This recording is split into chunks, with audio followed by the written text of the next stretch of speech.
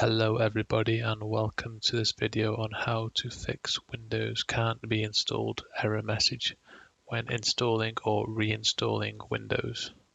Okay, so first of all, hold down Shift and F10 and then the command prompt will appear.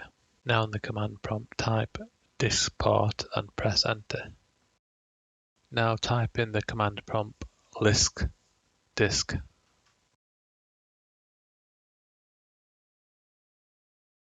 Now select the drive you want to install Windows on. In this case, I want to install Windows onto disk 1, so I type in select disk 1 and press enter. Now before going on to the next step, make sure you've backed up all the files you want to keep, as this next step will erase everything on the drive.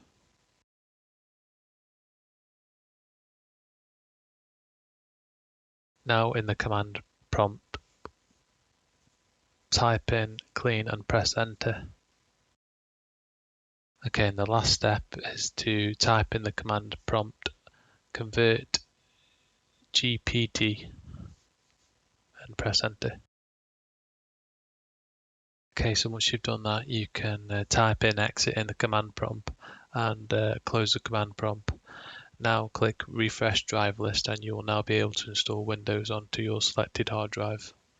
Thanks for watching the video. Hope you enjoyed it. If you did, please hit the like button and please subscribe if you want to see more videos like this. Thank you.